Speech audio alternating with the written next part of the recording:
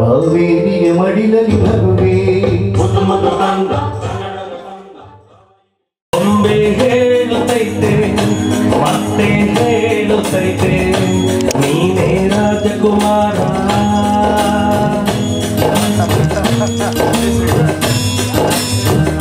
ಹೊಸ ಬೆಳಕೊಂದು ಒತ್ತಿಗೆ ಬಂದು ಬೆಳಗಿದೆ ಮನೆಯ ಮನೆಗಳ ಇಂದು ಆರಾಧಿಸುರ ರಾಜರತ್ನನು ಆಡಿಸಿ ಪೀಡಿಸಿ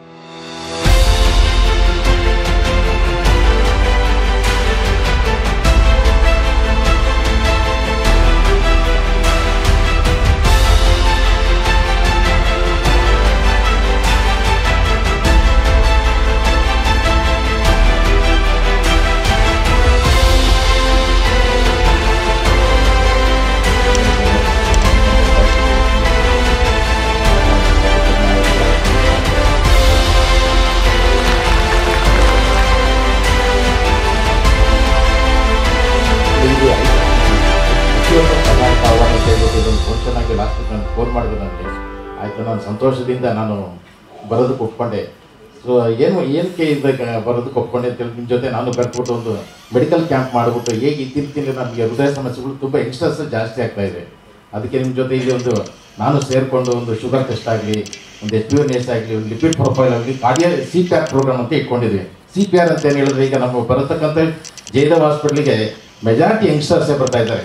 ಬಿಟ್ವೀನ್ 30, 35, 40 ಇಯರ್ಸಲ್ಲೇ ಹಾರ್ಟ್ ಅಟ್ಯಾಕ್ ಆಗಿ ಬರ್ತಾ ಇದ್ದಾರೆ. ಅವ್ರಿಗೆ ನೋಡಿದ್ರೆ ರೀಸೆಂಟ್ಲಿ ಮದುವೆ ಆಗಿರುತ್ತೆ, 2 ವರ್ಷ ಆಗಿರುತ್ತೆ, 3 ವರ್ಷ ಆಗುತ್ತೆ, ಒಬ್ಬರು ಮಕ್ಕಳು 2 ಮಕ್ಕಳು ಇರ್ತಾರೆ. ಎಮರ್ಜೆನ್ಸಿ ಬಂದ ತಕ್ಷಣ ಅವ್ರಿಗೆ ಹಾರ್ಟ್ ಅಟ್ಯಾಕ್ ಆಗ್ಬೋದು. ಹಾರ್ಟ್ ಅಟ್ಯಾಕ್ ಆದ ತಕ್ಷಣ ಇಮ್ಮಿಡಿಯೇಟ್ ಆಗಿ ಅವ್ರಿಗೆ ಒಬ್ಬೊಬ್ಬರು ತಮ್ಮ ಕ್ಷೇತ್ರದಲ್ಲಿ ಅದ್ಭುತವಾದ ಸಾಧನೆ ಮಾಡಿದವರು.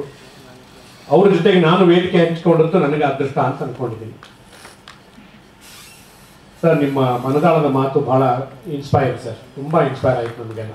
ಯಾಕಂದರೆ ಎಷ್ಟು ನಿಮ್ಮ ಸಾಧನೆ ಎಂಥ ಸಾಧನೆ, ಆದರೆ ನಿಮ್ಮ ಸರಳತೆ, ನಿಮ್ಮ ಮಾತಿನಲ್ಲಿ ಆ ಮುಗ್ಧತೆ, ನನಗಂತೂ ಮಾತುಗಳು ಬರ್ತಿಲ್ಲ, ಅಷ್ಟು ನಮಗೆಲ್ಲ ತುಂಬ ಇನ್ಸ್ಪೈರ್ ಮಾಡಿದ್ದೀರಿ ಸರ್. Thank you.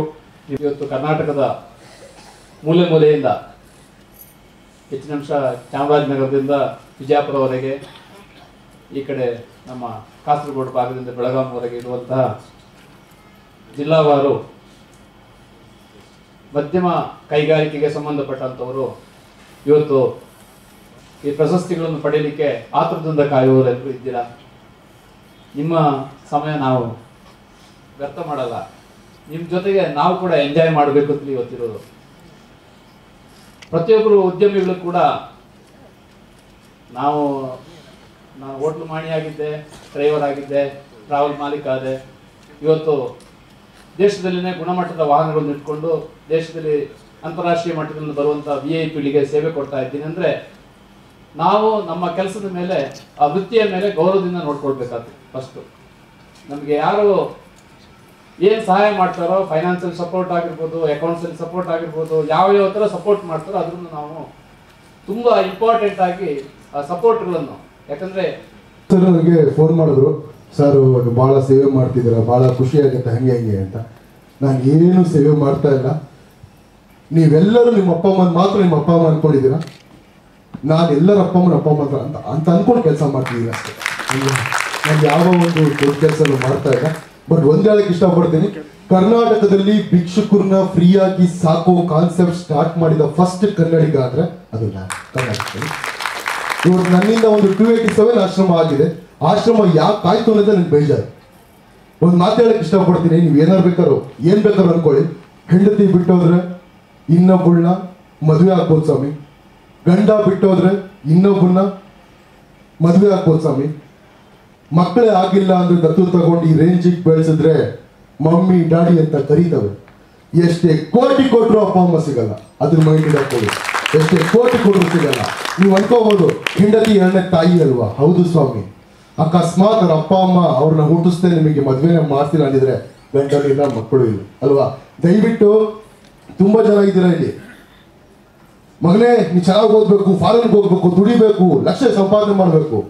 ಬದನೆಕಾಯಿ ಫಾರಿನ್ಗೆ ಹೋಗಿ 5 ಲಕ್ಷ ರೂಪಾಯಿ ಸಂಪಾದನೆ ಮಾಡ್ತೀರಾ?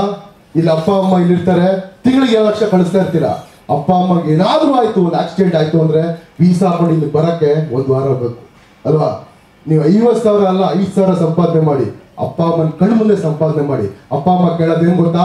ದುಡ್ಡಲ್ಲ ಸ್ವಾಮಿ, ದುಡ್ಡಲ್ಲ. ಮನೆಗೆ ಹೋಗ್ತಾ ಬರ್ತಾ ಅಪ್ಪ ಊಟ ಆಯ್ತಾ, ಅಮ್ಮ ಊಟ ಆಯ್ತಾ, ಅಮ್ಮ ಏನ್ ಬೇಕು.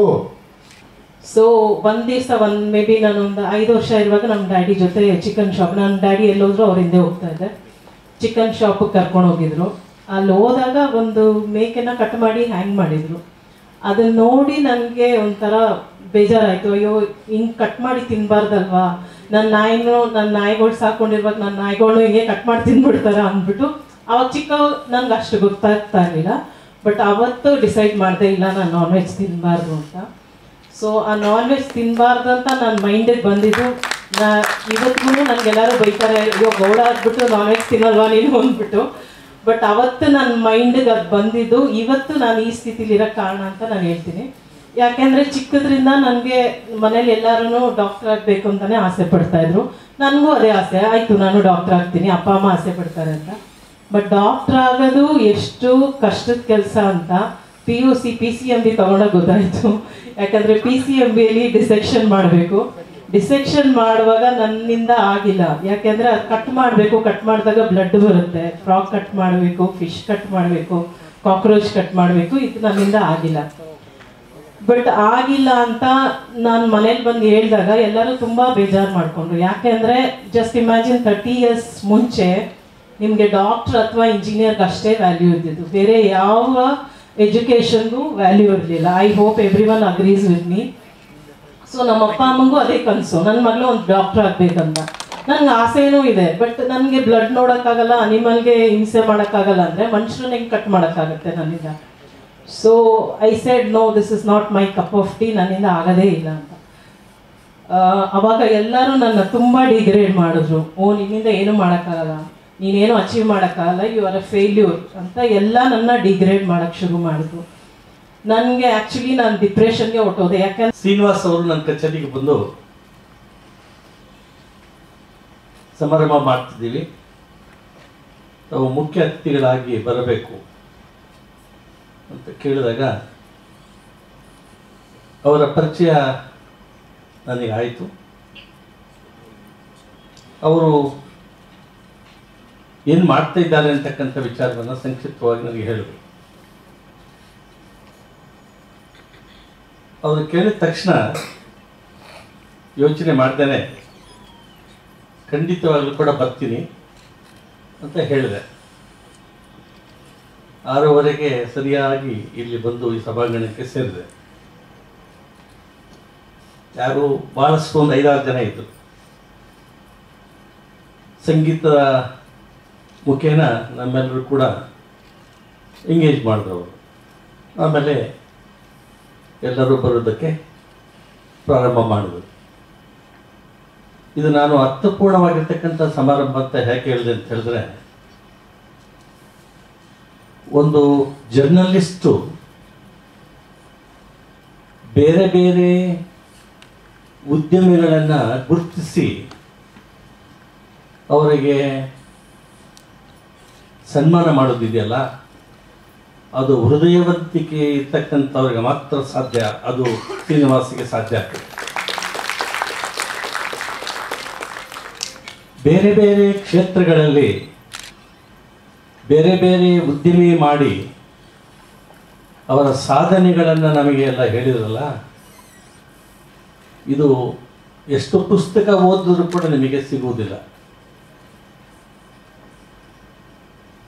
ಅವರ ಮಾತುಗಳನ್ನು ನಾವು ಕೇಳಿದಾಗ ಈ ದೇಶದಲ್ಲಿ ಈ ಜನರಿಗೆ ಇನ್ನೂ ಭವಿಷ್ಯ ಇದೆ ಅಂತ ನಮಗೆ ಅರ್ಥ ಆಗ್ತದೆ. ಬಹಳ ಮಹೋನ್ನತ ರಾಷ್ಟ್ರ ನಮ್ಮದು. ಪ್ರಪಂಚದಲ್ಲೇನೆ ಯಾವುದೇ ದೇಶಕ್ಕೆ ಸಾಂಸ್ಕೃತಿಕ ಚರಿತ್ರೆಯಲ್ಲಿರ್ತಕ್ಕಂಥ ರಾಷ್ಟ್ರ ಭಾರತ ದೇಶ. ವೈವಿಧ್ಯಮೀಯ ಸಂಸ್ಕೃತಿ ಇರ್ತಕ್ಕಂಥ ರಾಷ್ಟ್ರ ಭಾರತ ದೇಶ. ಕರ್ನಾಟಕ ರಾಜ್ಯದಲ್ಲೇನೆ ಎಂತಹ ಸಾಧಕರನ್ನ ಗುರುತಿಸಿದ್ದಾರೆ ನೋಡಿ ಶ್ರೀನಿವಾಸ್ ಅವರು.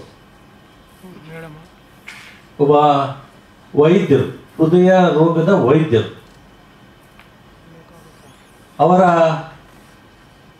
ಅವರು ನಡೆದು ಬಂದ ದಾರಿ, ಅವರ ಬದುಕಿನ